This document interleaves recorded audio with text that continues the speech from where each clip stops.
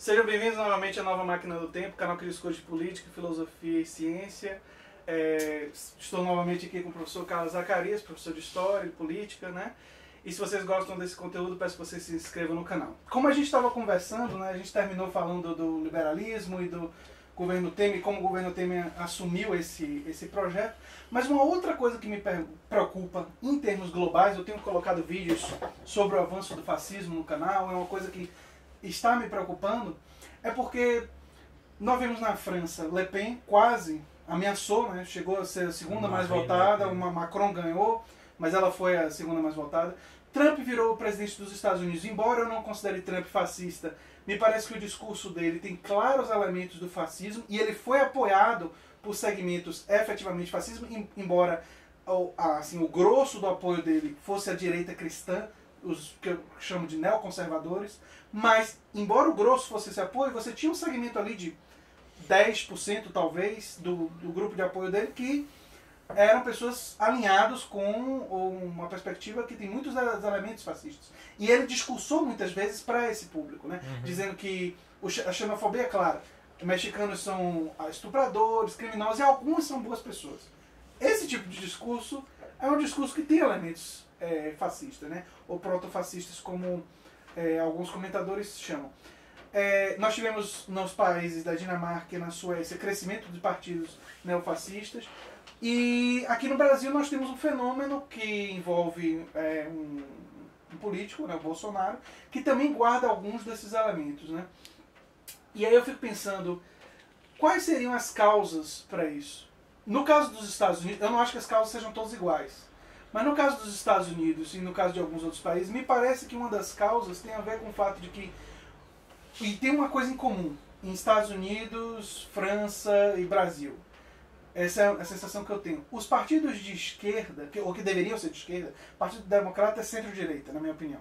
Mas eles fizeram alianças com o grande negócio, com o grande capital, e eles se fragilizaram na sua base, que seria mais tradicional. O centro-direita também tem problemas nesses países em se assumir, por exemplo, completamente contra a imigração e tal. Então o que acontece é que o fascismo pega alguma questão, nos Estados Unidos foi imigração, na França foi imigração, aqui no Brasil a questão é segurança pública, mas pega alguma questão assim que existe uma fragilidade na sociedade em lidar e usa dessa questão para defender um projeto autoritário, um projeto centralizador de poder. E aí consegue uma certa viabilidade eleitoral. Primeiro eu queria saber suas opiniões sobre o que está acontecendo no mundo e no Brasil e essa onda de lideranças autoritárias, lideranças que têm um antimarxismo extremo, característico do fascismo, né? Trump, Le Pen, o próprio Bolsonaro. Bolsonaro falou, não só elogiou o Ustra, o torturador, mas disse que o erro da ditadura militar foi que torturou e não matou, devia ter matado mais. Típico do antimarxismo, ultra-antimarxismo. Típico do fascismo, né? A xenofobia, porque a sociedade está em decadência e o problema é o outro, é o gay, é o judeu, é o imigrante, também o cigano, né? Então, todas essas são características clássicas do fascismo.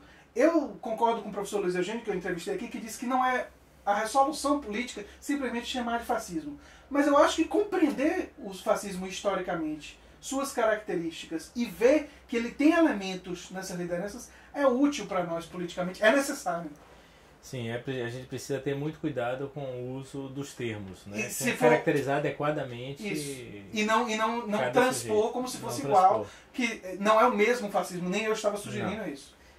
Há muita gente que se queixa e imputa aos adversários nesse momento de tanta polarização. Todo mundo é fascista. Todo mundo é fascista. Todo mundo é fascista. Tá errado. A direita joga para a esquerda que é fascista. Fascismo vira sinônimo de coisa ruim. Coisa ruim. Fascismo vira sinônimo de coisa ruim e quando você não gosta do outro e acha que outra coisa ruim, você chama de fascista. Imagine só, a direita chamar a esquerda de fascista em alguma medida é um absurdo, não existe. Ou que o nazismo seria de esquerda. Que o nazifascismo são ideologias de extrema direita. E é um consenso histórico sobre isso. É um consenso histórico, né? E quem diz o contrário é desonesto. É desonestidade intelectual dizer ou não conhece. Existem os ignorantes. Tem isso. Mas assim, é preciso a gente caracterizar com muito cuidado, né? Não é todo mundo que é racista, que é LGBTfóbico, que é machista e que odeia os comunistas que é fascista. Claro que não. Né? Não é. Se fosse assim, a gente não andava nas ruas, porque a gente estaria cercado, não subia elevador do prédio que a gente mora, a gente não... Porque é o que tem. E a maioria dos apoiadores de Bolsonaro, a gente não pode chamar eles de fascistas, embora eu acho que tenha lá o seu segmento. Assim como no caso de Você Trump, conhece alguém que apoia Bolsonaro? Eu também conheço alguém. Não posso chamar os que apoiam Bolsonaro que estão ao meu redor de fascistas. lógico que não. Mas há disposições fascistas aí. Sim, né? e existem motivos...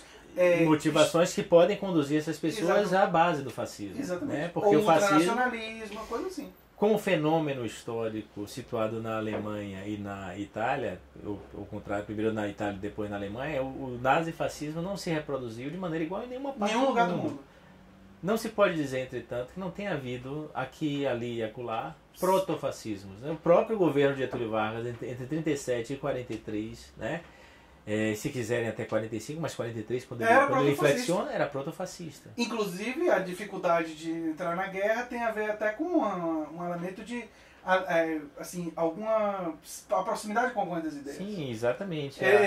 Conhecida a simpatia de Getúlio e de membros do seu governo para com o fascismo. Existiam membros do governo de Getúlio que exibiam várias características que a gente poderia chamar de Eurico Gaspar Dutra, Góes Monteiro, né, que são os elementos mais pró-fascistas dentro do governo de Getúlio, que foram derrotados num dado momento do desenvolvimento daquele governo, como foram derrotados disposições fascistas em várias partes do mundo. A derrota dessas disposições fascistas, enquanto existiu o fascismo histórico, né, e que conforma no entorno dos projetos originais de fascismo que há na Itália e na Alemanha, uma espécie de fascismo genérico, não significa que o fascismo desaparece no mundo. A derrota do fascismo histórico na Itália e na Alemanha não significa que o fascismo não pode reaparecer. Não significa que o fascismo vai aparecer da mesma forma, vai ser exatamente igual. Inclusive o fascismo francês hoje tem algumas características um pouco diferentes. Sem dúvida. E na própria época, em Portugal, o governo de Salazar, o governo de Francisco Franco que era na Espanha, muito semelhante ao... Enfim. Né? Na Grécia você tem, na Polônia você tem. Então você os tem... protofascistas dentro do nosso regime de ditadura militar que nós tivemos. Você tem disposições, você tem elementos. Né? Há pensadores, o Theodor Adorno, o Humberto Eco mais recentemente, que procuraram caracterizar a presença do fascismo em sociedades insuspeitas de conter fascismo.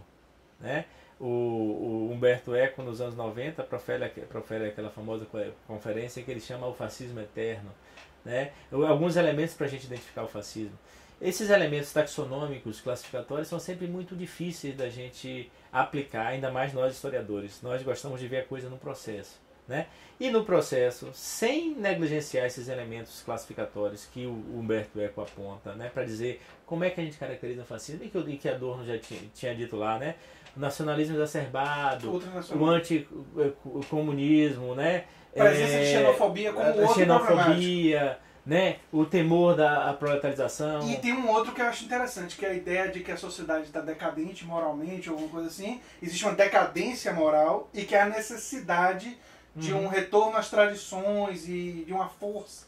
Veja que o que você está falando, o que eu estou falando aqui, se encaixa em muitos lugares. Isso, não é exclusivo. Não pode ser visto como um fator único para você botar um rótulo ali. Exatamente. O rótulo ali. Não serve para isso. Por isso que os historiadores têm muitas reservas em utilizar elementos taxonômicos para poder fazer a caracterização. E o outro grau de reserva é porque existem características fortes, específicas do fascismo italiano e do nazifascismo, que, como você bem disse, nunca se reproduziram em lugar nenhum. Então, há um medo do historiador de as pessoas acharem que é anacronismo você pegar o fascismo de lá e colocar aqui. Por isso que eu diria que a gente tem que ou falar em protofascismo, como o senhor mesmo falou, ou falar em características do fascismo. Elementos que tem em comum. Quer dizer, existe um contínuo aí que não se apaga de uma hora para outra. Isso. Mas se a gente tem que tomar o cuidado, e a gente está tendo essas reservas todas aqui para caracterizar o fascismo e os fascistas, não quer dizer que essa categoria não seja aplicável em lugar nenhum.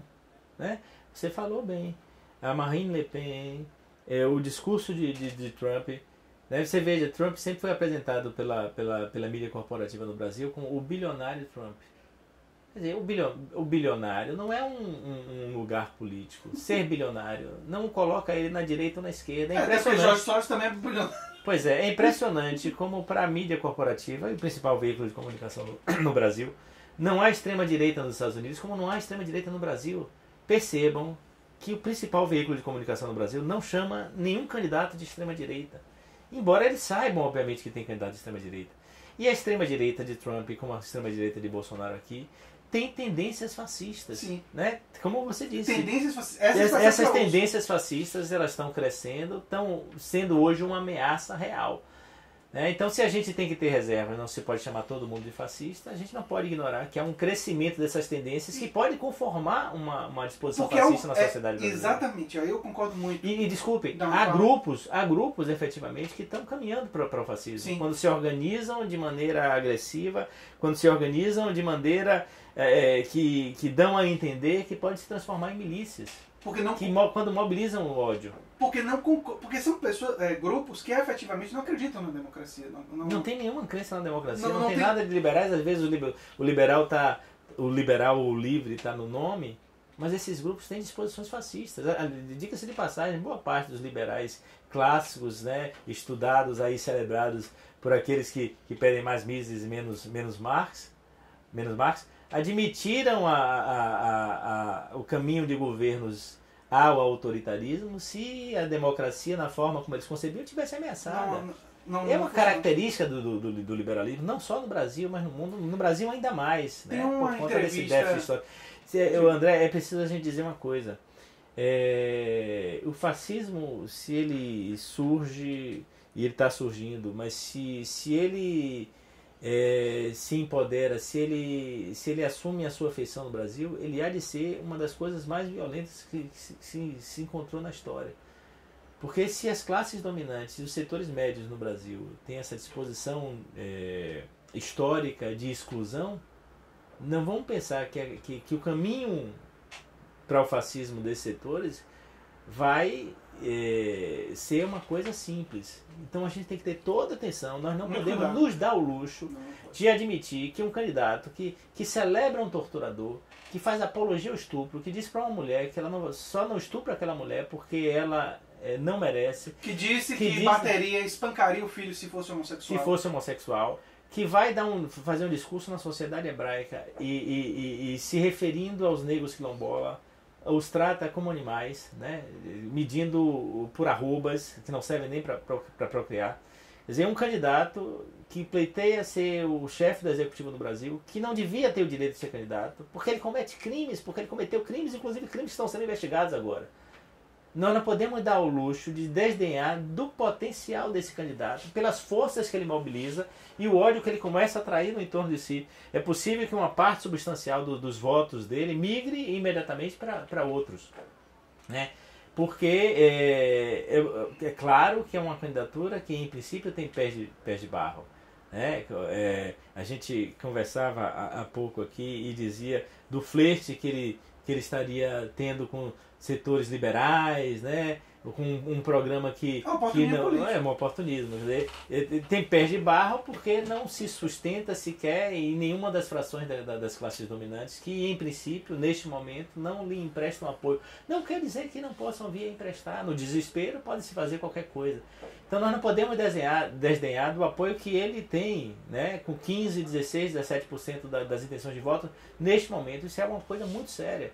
É muito perigoso. É muito perigoso para a sociedade brasileira. Porque a sociedade brasileira tem traços autoritários que são muito tradicionais. No segundo e podem caminhar da violência daqui para ali. No segundo turno, se polarização já há nesse momento aqui, imagine o segundo turno entre uma força de esquerda e um candidato com esse perfil. No segundo turno a coisa fica perigosa. E nós vimos o que aconteceu nos Estados Unidos com a vitória de Trump, que tem características diferentes, mas ele usou muito do discurso desse. Sobre a coisa do Bolsonaro e o posicionamento dele em relação à economia, eu não me lembro quem foi da Folha de São Paulo, mas uma pessoa da Folha de São Paulo fez uma análise dos votos dele e mostrou que até por maior parte dele, em relação à economia, ele é um cara de centro-direita que assumiu o processo neodesenvolvimentista do Estado forte a favor do grande capital.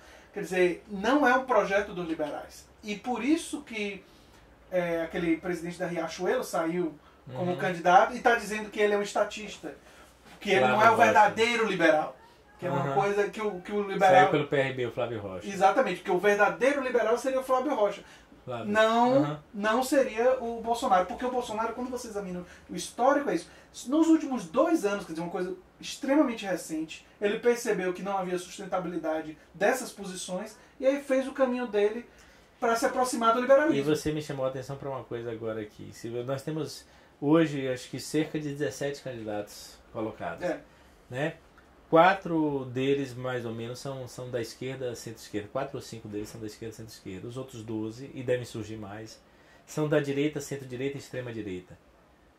Se as classes dominantes no Brasil não conseguiram e não vão conseguir conformar um projeto político, é uma demonstração cabal de que nós estamos vivendo uma crise orgânica, e essa crise orgânica implica em riscos muito intensos. A saída pode ser uma saída bonapartista, uma saída autoritária, uma saída fascista. E riscos existem, porque a sociedade está fragmentada. A sociedade está fragmentada, a sociedade está... Aquele elemento de empoderamento pela metade que eu disse aqui, e que no ponto de volta, de retorno, em que essa onda, essa ofensiva conservadora vem buscar aquilo que achava que tinha perdido e aí busca mais, é uma demonstração do que está se passando no Brasil. No dia da semana da prisão de Lula, aquele episódio do Bahamas Hotel Club lá, é uma coisa lamentável. Você vê cerca de 3 mil pessoas comemorando, tomando cerveja de graça e rindo com aquela cena bizarra. Uma cena que me remeteu, eu voltei a assistir porque escrevi um artigo no jornal, meu último artigo no Jornal à Tarde, que eu botei o título É Fascismo Estúpido. É fascismo estúpido. Me referindo a esse fato, né? Eu voltei a assistir porque eu me lembrei de Saló ou Os 120 Dias de Sodoma, de Pier Paolo Pasolini. Né? Eu tinha assistido, não sei se no final dos anos 80, início dos anos 90, o filme. E é um filme perturbador, um filme que provoca, me deu ânsia de vômito, né? Que é aquele episódio da República Social Italiana, quando a Itália é libertada pelas tropas aliadas e o norte da Itália fica sob comando de grupos fascistas. Na história, na casa de campo, um grupo de fascistas captura jovens e vão utilizar aqueles jovens para práticas sexuais as mais perversas. Né? E eu assisti também depois, né, O Ovo da Serpente. Então quando eu vi aquela cena e aquele ser abjeto bolinando uma mulher seminua, né, uma trabalhadora na casa de prostituição dele, e depois quando ele dá entrevista e diz que vai para Brasília, transformar Brasília num puteiro, né, aquele mesmo sujeito que disse que ia dar 1 mês de cerveja de graça se Lula fosse morto na prisão, eu disse assim, o que é que está faltando para a gente transpor essa última barreira, né, e chegarmos a uma sociedade fascista, efetivamente. Porque isso é um dispositivo. Quando as pessoas vão lá e tomam cerveja de graça, e as pessoas que foram entrevistadas lá no entorno disseram, não, eu estou aqui só por causa da cerveja. Não se pode admitir que uma coisa dessa aconteça sobre os nossos narizes e a gente não seja capaz de se indignar. Nós estamos perdendo a capacidade de se indignar, porque claro que entre aquelas 3 mil pessoas que estavam lá, nem todos apoiam ele, mas admitir que aquilo é possível sem se indignar, sem ligar, apontar, não ligar, olhar para achar como normal. Normal, nós estamos caminhando para uma fronteira perigosíssima. E tem muita gente, é aquela coisa que eu falei, gente dizendo, não estou nem aí para Marielle, que bom que Marielle morreu. E comparando, né, porque Marielle foi morta e teve essa comoção, e por que a policial de Santa Catarina foi morta em Natal. Mostra um grau de desumanidade dessas pessoas que me assustou. Eu fiquei muito assustado. Eu vi no YouTube. Agora que eu tô com essa coisa do canal no YouTube, eu acompanho. Eu acho que uma parte da minha obrigação por estar na plataforma é conhecer. E eu não assisti todos, mas vi alguns vídeos com muitas visualizações dizendo essas barbaridades. Quer dizer, por mais... E eu fiz um vídeo falando sobre isso. Isso é muito assustador. Muito assustador, porque se você não gosta, você discorda politicamente do que Marielle defende, você tem todo o direito democrático de dizer que não gosta, de criticar politicamente o que ela defendeu em vida e tal, entendeu? Mas espalhar mentiras. Mas espalhar mentiras e mostrar uma... Se apropriar da memória dela dessa forma. Dessa forma, desrespeitosa, uma coisa... Inclusive, calúnia é crime, cometendo crimes. Pessoas passíveis, inclusive, de serem processadas. Muitas delas estão. A desembargadora que falou aquele monte de bobagem está sendo processada por isso. Então, isso me assustou muito, porque eu percebi que é primeiro que a gente não tem cultura em relação, a gente não sabe o que é liberdade de expressão. Porque as pessoas dizendo que é minha opinião e tal, não sabem que a liberdade de expressão não protege a calúnia. Isso. E não dá direito ao ódio. Né? A Constituição brasileira impede as pessoas de criarem grupos para odiar, para praticar o racismo, o machismo, para serem elementos desencadeadores de violência. De violência, né? O ódio é nós temos um candidato que faz isso. Nós temos um candidato que faz isso. Né? Quer dizer, o candidato profere crimes à torta e à direita e não acontece nada. Né? Quer dizer, tem um processo. Eu espero que esse processo vá dar em algum lugar e se implique na interdição da candidatura dele. Né? Porque as pessoas podem dizer, não, é democrático deixar ele concorrer. Não, não é democrático. Não vamos confundir as coisas. Não é democrático admitir que um candidato com disposições fascistas deva se apresentar na eleição contra a democracia. É um liberticida.